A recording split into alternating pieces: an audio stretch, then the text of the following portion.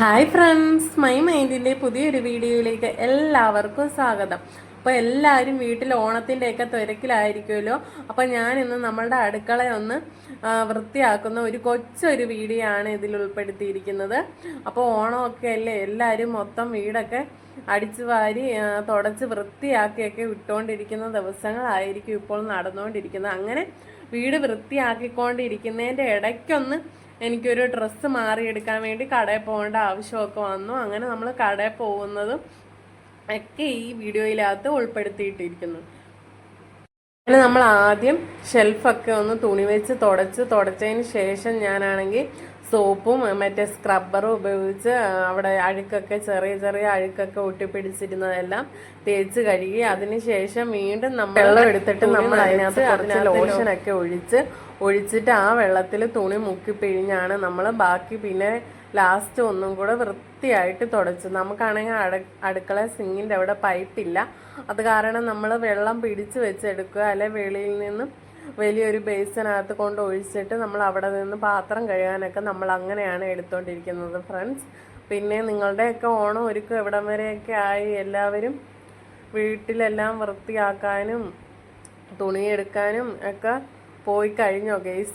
നിങ്ങളുടെ വീട്ടിലെ ഓണവിശേഷങ്ങളെക്കുറിച്ച് എല്ലാവരും നമുക്ക് കമൻ്റ് ഇടണം കേട്ടോ. പിന്നെ നമ്മളുടെ ചാനൽ കാണുന്ന എല്ലാവരും നമ്മളെ സപ്പോർട്ട് ചെയ്യുക, കമൻറ്റ് ചെയ്യുക, ലൈക്ക് ചെയ്യുക ഒക്കെ ചെയ്യുക.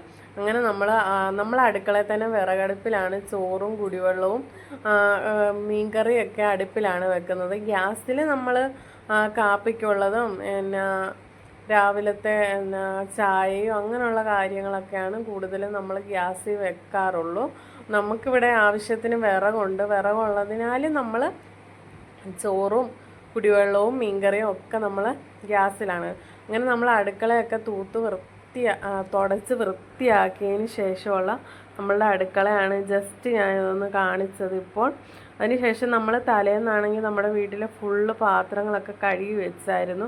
കഴുകിയത് ഉണക്കി വേറൊരു ബേസിനകത്തെടുത്ത് വെച്ചേക്കുവാണ്. നമ്മൾ ഷെൽഫൊക്കെ തുടച്ചിട്ട് എടുത്ത് വെക്കാം, അതാണ് ഞാനിപ്പോൾ എടുത്തത്. അതിന് ശേഷം ഞാൻ കുളിച്ചൊന്നുമില്ലായിരുന്നു, ഡ്രസ്സ് ഇനിയും വീട്ടിൽ ഒരുപാട് ജോലി കിടപ്പുണ്ട് തുടയ്ക്കാനും ഒക്കെ. തറയൊന്നും തുടച്ചില്ല, ജസ്റ്റ് നമ്മളൊന്ന് ഷെൽഫൊക്കെ തുടച്ചതേ ഉള്ളായിരുന്നു. അതുകൊണ്ട് ഞാൻ കുളിച്ചില്ല, പെട്ടെന്ന് തന്നെ കൈയും കാലും ഒക്കെ കഴുകി ഡ്രസ്സും മാറിയിട്ട് നമ്മൾ ഡ്രസ്സ് മേടിക്കാനായിട്ട് നമ്മൾ ഹരിപ്പാടുള്ള ട്രെൻഡ്സിലാണ് ഇപ്പം നിൽക്കുന്നത്. അങ്ങനെ നമ്മൾ അവിടെ ചെന്ന് ഡ്രസ്സൊക്കെ നോക്കിയെടുത്തു.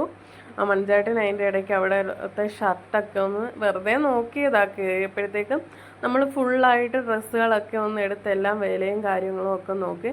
പിന്നെ ടോപ്പൊക്കെ 399 തൊട്ട് സ്റ്റാർട്ട് ചെയ്യുന്നുണ്ടായിരുന്നു.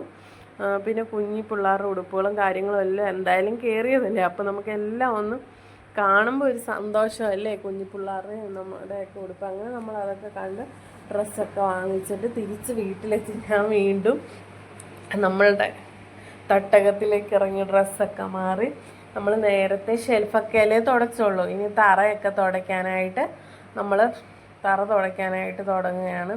അങ്ങനെ ഒരു ബക്കറ്റ് വെള്ളം എടുത്ത് അതിനകത്ത് കുറച്ച് ലോഷനൊക്കെ ഒഴിച്ചിട്ട് നമ്മൾ റൂമും തറയും ഒക്കെ തുടച്ചു.